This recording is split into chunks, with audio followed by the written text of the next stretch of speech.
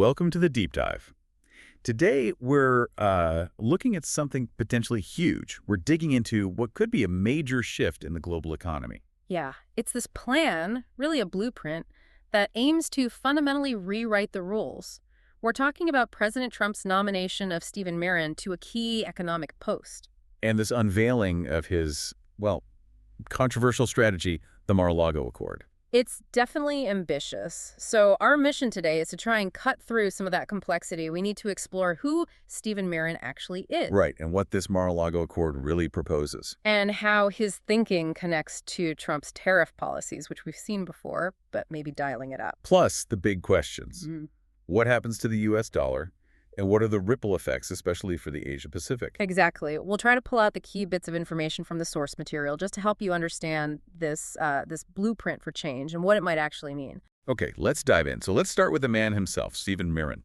He's being called the intellectual force behind Donald Trump's scorched earth trade policies. That's quite a label. It is. And his nomination back in December 2024, taking office March 13th, 2025, as chair of the Council of Economic Advisors, well, that puts him right at the center of things. Okay, so who is he? What's his background? Well, what's interesting is his background gives his, you could say, radical ideas some serious weight. He's a Harvard-trained economist, PhD from Harvard, studied under Martin Feldstein, a big name. Okay. BA from Boston University. And his career, it spanned both public and private sectors. He was a senior advisor at Treasury during the pandemic. Ah, okay. So he was inside during that period. Yes. Also a senior strategist at Hudson Bay Capital Management, co-founded Amber Wave Partners, senior fellow at the Manhattan Institute. So he's not just an academic theorizing, he's been involved in policy application. Right. He's seen how the sausage gets made, so to speak. And his core economic views, they sound pretty different from the mainstream. Oh, definitely. The key thing to understand is his unapologetic protectionism. That's central. He's also known for being a public critic of the Fed's stimulus during the pandemic, and he's advocated for pro-crypto initiatives, too. So you can see how his influence might steer things towards a much more aggressive economic stance. And he's written about this, laid it out somewhere. He has. There's this essay from November 2024, A User's Guide to Restructuring the Global Trading System. It's seen as the analysis behind this whole doctrine, kind of a roadmap. A roadmap, okay. And central to that roadmap is this Mar-a-Lago Accord. What's the most maybe surprising thing about this plan? Perhaps the most surprising part is its core goal. It seems like a delicate balancing act. How so? Well, the accord named after Trump's Florida place, obviously it aims to devalue the U.S. dollar while somehow preserving its role as the world reserve currency. Oh, devalue the dollar but keep it dominant. That sounds contradictory. Isn't the dollar's strength part of why it's the reserve currency? That's a great question. And it gets to the heart of the Triffin paradox, or dilemma. Okay, explain that. Basically, it's this conflict. To be the world's currency, the U.S. has to supply dollars, which means running trade deficits. But those deficits, the argument goes, hurt domestic manufacturing. Ah, so you weaken your own industry to serve the global role. Exactly. So the accord wants to tackle that. Reduce the trade deficit, boost manufacturing here, and fundamentally realign how countries relate economically. So it's looking back at things like Bretton Woods or the Plaza Accord. It draws inspiration, yes, like from Bretton Woods in 44 or Plaza Accord in 85. But the key difference is the approach. This seems much more confrontational, not collaborative like those past agreements. Confrontational. That definitely fits the picture. It's a bold plan. Sure. So with this vision laid out, how do they actually plan to do it? You mentioned his view that the dollar is too strong for America's own good. Right, that's his central idea. He argues this overvalued dollar makes U.S. exports too expensive for others to buy and makes foreign imports super cheap here. Which hurts factories at home and makes the trade deficit worse. That's the argument. So the proposed fix is this unified strategy. It weaves together tariffs, currency adjustments, and, interestingly, national security. Okay, tariffs. That's where things get really concrete. We've heard a lot about potential tariffs. What are we talking about specifically? We're talking large-scale policy. The proposals include hitting China with 60% tariffs, 60%. 60? Wow. And at least 10% tariffs on most other countries. And some actions have already been taken as of July 2025. Like what? Well, there's a 25% tariff on most goods from Canada, though there's a USMCA exception related to fentanyl actions.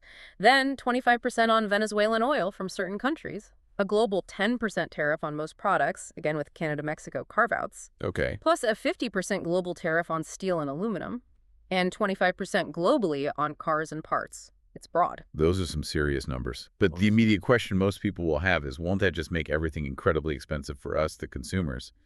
This currency offset idea sounds key. How does that supposedly work? Right. This is Miran's counter to the inflation argument. It's critical. He contends that when the U.S. imposes tariffs, the target country's currency tends to fall in value. Okay. He points to the Chinese renminbi in 2018-2019. When tariffs went up, the renminbi depreciated. He calculates it fell 13.7%, which, he claims, offset more than three-quarters of the tariff's impact on U.S. prices. So the idea is the foreign producer eats most of the cost because their currency gets weaker, making the price you pay less affected. That's the theory. The exporter or producer absorbs the hit, not necessarily the American consumer paying full price at the checkout. Interesting theory. But I feel like these tariffs aren't just about balancing trade ledgers, are they? There's a geopolitical angle here. Oh, absolutely. From this perspective, tariffs are a tool, a lever. They're meant to pressure trade partners into concessions not just on trade, but on geopolitical alignment. Defense spending? So it's like, you want access to our market. Mm. Then you need to align with us on security, pay more for defense, trade stick with defense carrot, as you put it. Precisely. Linking market access directly to security cooperation. The U.S. security umbrella, in this view, isn't free. Okay, but any strategy aggressive has to come with risks. Miran himself apparently acknowledges short-term pain, maybe inflation. But what are the critics saying? How bad could the fallout be? Could it even backfire? Critics are definitely sounding alarms. They warn about, significant financial market volatility. Retaliation is a big one. What if China or Europe hit back with their own tariffs? Right. Trade wars aren't usually one-sided. Exactly. And then there are unintended consequences for U.S. companies. Exporters might face higher costs for imported parts they need, plus new barriers selling abroad. You could see major distortions across the global economy. And could it actually make things worse? Some economists argue yes. They say aggressive tariffs combined with, say, deficit spending could paradoxically strengthen the dollar, not weaken it, and actually increase trade imbalances. So yes, the potential to backfire is definitely a major concern people raise. Okay, let's shift gears slightly and talk more about the dollar itself. Its role as the global reserve currency. It's been a cornerstone for decades. But you mentioned this paradox, the Triffin dilemma. Yeah, connecting back to that, the dollar's global status forces the U.S. to run these ongoing trade and currency deficits. It helps project financial power, sure, but it can hollow out manufacturing at home. And now there are signs that King Dollar might be wobbling. That's what some analysts are saying. What's really interesting and unusual is that recently the dollar has sometimes declined against other safe assets when markets get volatile. Normally, it's the ultimate safe haven. People compare it to what happened with the British pound after the Suez Crisis in 1956, a potential signal of a shift in global financial leadership. So what's causing this? What's eroding that perception of the dollar's safety? It's likely a mix of things. Trump's unpredictable tariff approach, this mercurial quality, and a general sense of the U.S. potentially moving towards socioeconomic and geopolitical isolationism, as some put it, that creates uncertainty. And anything else? Well, many also point to the seizure of Russian central bank assets after the Ukraine invasion. That sent a signal to other countries holding dollar reserves might carry political risks they hadn't fully considered before. Okay. If the U.S. can freeze assets like that. Exactly. So you see alternatives like the euro, the yuan, maybe gaining a bit more traction.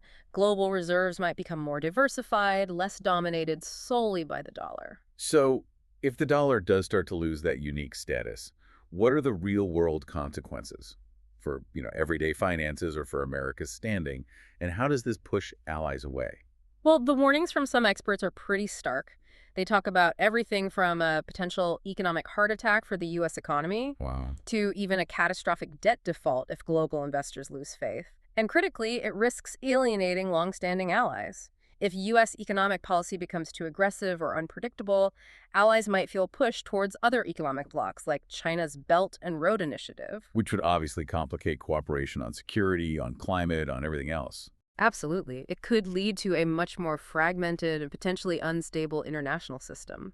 Okay, so focusing on the Asia-Pacific region then, where does it fit into this new economic picture, especially China? China is very explicitly the primary target of Miran's strategy.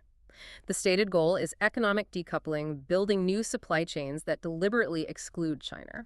But getting China to cooperate, say, on letting its currency rise, that seems unlikely. Highly unlikely. Beijing prioritizes domestic stability and economic sovereignty above almost everything. And President Xi Jinping today is seen as much more confident, more entrenched than during Trump's first term. He's probably far less inclined to agree to externally coordinated currency moves. Right, they're not likely to just roll over. What about other countries in the region? Are there specific vulnerabilities? Taiwan is often highlighted as ground zero. Its semiconductor industry is absolutely critical globally, and it's a major focus. Taiwan's already been cooperating with the U.S. on shifting some production, this idea of dismantling its silicon shield. But there are questions about what the backup plan is for Taiwan's own economy in that scenario. That's a huge risk for them. Definitely. And then you have South Korea. Given their experience during the 1998 Asian financial crisis with the IMF, they might be quite resistant to taking external economic advice, especially on internal matters. They learned some hard lessons about sovereignty back then. So this all feels like it's leading toward a major geopolitical reshuffle, a new kind of world order emerging. It certainly seems that way. You have the backdrop of this new Russia, China, Iran, North Korea anti-West axis taking shape. Right. At the same time, reports suggest the U.S. is shifting its military focus heavily towards deterring China in the Indo-Pacific. That could mean fewer resources or attention for Europe or the Middle East. In China's actions in the region. They've become much more aggressive, particularly harassing the Philippines in the South China Sea. And there's growing concern, real concern, that Beijing might be preparing to make a move on Taiwan, perhaps sooner rather than later. So the fundamental tension is the U.S. tries to boost its own economic strength with these aggressive policies. Right. But in doing so, it risks pushing away the very allies it needs to counter rivals like China and just generally complicating cooperation on global issues. Yeah. It's a massive gamble. It really is. A high-stakes gamble, as you say, with potential consequences for literally everyone. It's potentially a fundamental reordering of how the global economy and geopolitics work. So, just to wrap things up, we've explored Stephen Miran's background and vision, unpacked this Mar-a-Lago Accord, looked at the role of tariffs, currency, national security. And the potential future for the dollar, plus the huge implications for the Asia-Pacific and global alliances. It's clear this deep dive reveals a really bold, some would say radical strategy. The potential impacts on the global economy, on geopolitics, are just immense. Hopefully, you now have a clearer picture of the forces at play here and the different paths things might take as this new economic blueprint potentially unfolds. It really makes you think about how connected trade, currency, and global security truly are, doesn't it? And how changes in one area can ripple out everywhere.